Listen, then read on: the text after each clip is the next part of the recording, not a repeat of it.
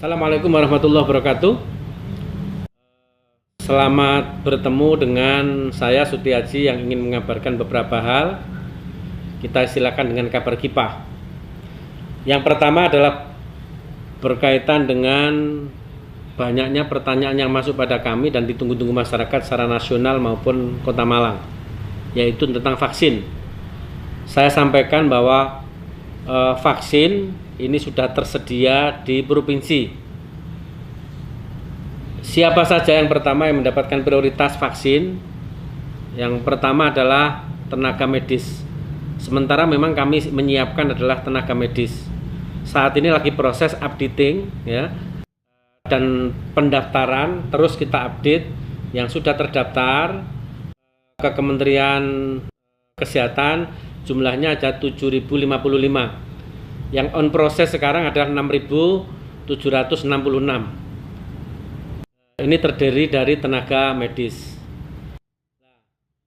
Selain tenaga medis, walaupun belum ada petunjuk, sudah kami siapkan. Saya sudah minta kepada Dukcapil untuk data bagi masyarakat yang usianya 19 sampai usia 59.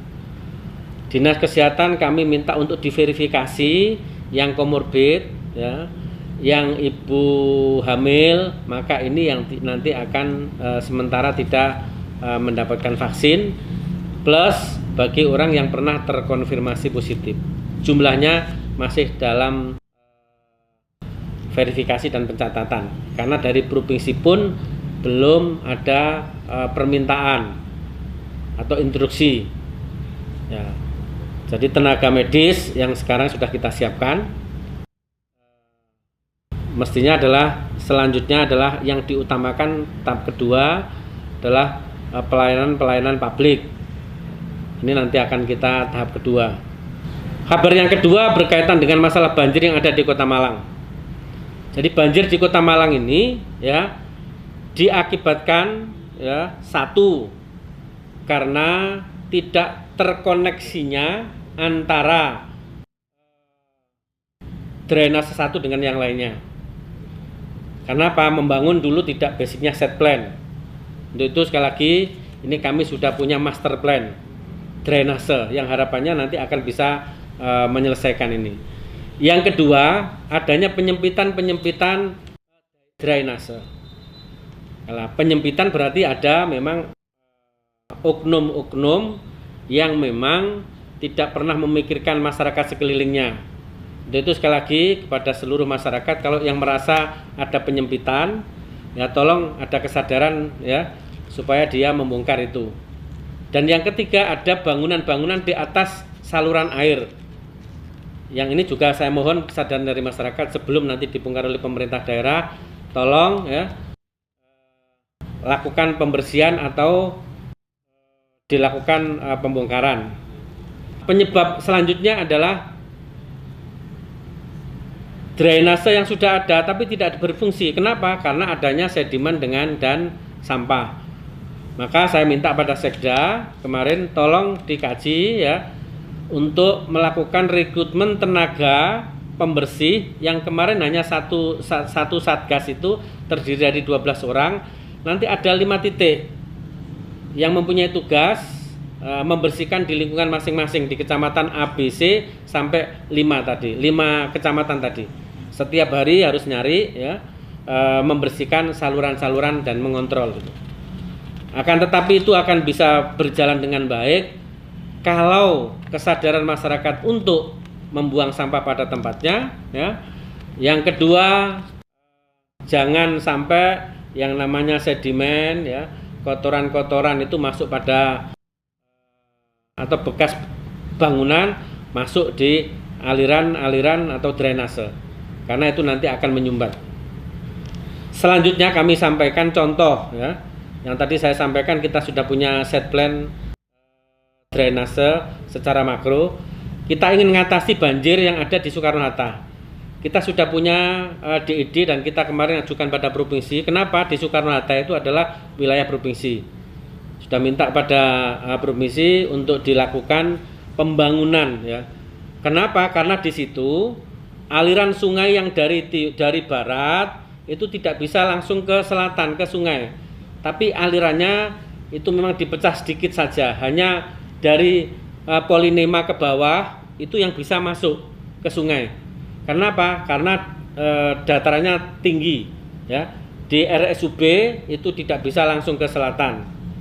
Untuk itu saya minta kepada Provinsi Jawa Timur, ketika itu sudah dibangun, saya yakin, ya, dan sudah dianalisa oleh tenaga ahli, oleh tim ahli, ya, dari para akademisi, ini menyelesaikan banjir yang sementara mungkin di Borobudur, di Jalan Ayani ke selatan, ini Tulus Rejo, Kelurahan Lokwaru dan seterusnya, karena akan dipecah, ya. Yang kedua, kita juga punya kasus titik banjir yang ada di Insinyur Rais, yang itu memang di beberapa yang saya sebutkan itu sudah bertahun-tahun. Maka ini sudah kita tidak bisa, saya mohon maaf pada masyarakat yang di sana, bersabar dulu karena membutuhkan proyek yang luar biasa, ya. Jadi drainase yang sudah siapkan dulu adalah untuk satu arus saja, tapi sekarang ada aliran yang dulu RTH, sekarang banyak bangunan dan perumahan. Ini yang kemarin membuat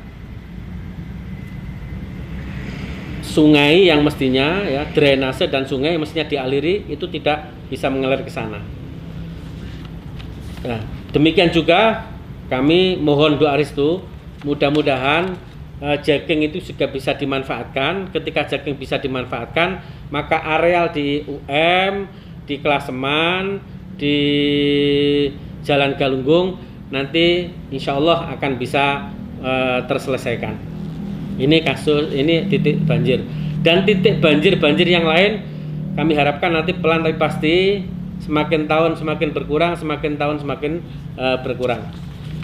Selanjutnya yang juga ditunggu-tunggu oleh masyarakat, yang saat ini pusat telah menentukan bahwa Malang Raya ini menjadi salah satu, ya, kota diberlakukannya awalnya adalah PSBB, tapi sekarang istilahnya diganti dengan PPKM. Jadi pemberlakuan pembatasan kegiatan masyarakat. Kami sudah sampaikan kemarin kepada media. Jadi kemarin kita berkumpul dengan Pak Bupati, tapi hal ini diwakili oleh asisten 1 dengan Dinas Kesehatan, Ibu Wali Kota Batu dengan Pak Sekda, di kami kumpul lengkap, ya, mengformulasikan apakah instruksi Menteri Dalam Negeri nomor 1 2001 itu copy paste kita laksanakan. Tapi kesepakatan kita dan tadi kami laporkan pada Ibu Gubernur yang barusan kami rakor pada hari ini, kami akan memodifikasi bahwa kami tidak akan lakukan pembatasan berskala besar, tapi istilahnya adalah tadi PPKM, ya. Jadi pemberlakuan pembatasan kegiatan masyarakat. Salah satu diantaranya jam operasi untuk mal, ya, kafe dan seterusnya. Ini buka pukul 7 sampai pukul 20. Kalau dari instruksi tadi adalah pukul 7 pagi sampai pukul 7 malam. Jadi kuota tempat ibadah, terus kuota untuk mal dan kafe kita modifikasi. Untuk ibadah sama 50%, tapi kalau untuk kafe, untuk mal yang dulunya 25%, kami bersepakat 50%. Tapi tetap pakai semuanya tadi, tetap pakai protokol COVID, ya. Jadi tetap pakai protokol COVID, akan kita tegakkan benar. Di saat nanti kursinya dan lain sebagainya berkemuran, saya tidak segan-segan. Tadi saya sudah manggil Pol PP, saya sudah DPM PTSB, bagian hukum saya panggil. Ketika melanggar, ya akan kita tutup, izin operasional kita cabut. Ini warning kami. Itu sekali lagi kita sudah ada modifikasi. Yang hanya copy paste adalah perkantoran. Jadi perkantoran saya kira diatur oleh masing-masing kantor jam operasionalnya, tapi jumlah. Jadi kita berlakukan WFH-nya 75%, WFO-nya 25%. Kecuali pabrik yang saat ini kami masih menunggu surat keputusan dari provinsi. Tadi sebenarnya saya sudah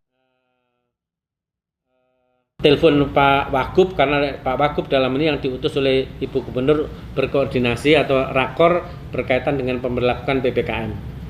Jadi insya Allah hal-hal itulah yang bisa kami sampaikan. PPKM ini modifikasi dari PSBB, dan PPKM pun kami modifikasi dengan kearifan. Kami mohon sekali lagi, bukan kami kesadaran dari masyarakat, bukan kami mentolerir dan memberikan keleluasaan dan kelonggaran pada masyarakat. Tingkat kematian di kita semakin hari semakin meningkat, ya. Terkonfirmasi positif semakin hari kita semakin meningkat. Saya udah nanya kepada lab bahwa tingkat, ya, positif rate kita dari swab sampling atau samplingnya, saya sampling kemarin, saya random, saya tanya kepada lab berapa persen sih, rata-rata sudah 52%. Katakan 100 sampling yang di lab, ya, itu yang terkonfirmasi positif sudah 52, selebihnya negatif. Untuk itu sekali lagi, ayo kesadaran masyarakat 3M ditambah 1. Yang pertama adalah mencuci tangan pakai air mengalir dan pakai sabun. Yang kedua adalah memakai masker, dan yang ketiga adalah menjaga jarak, plus ditambah 1 adalah menghindari kerumunan. Jadi 4M, menghindari kerumunan. Ini kami harapkan itulah yang menjadi vaksin kita supaya kita bisa memutus mata rantai COVID-19. Terima kasih. Mohon maaf. Assalamualaikum warahmatullahi wabarakatuh.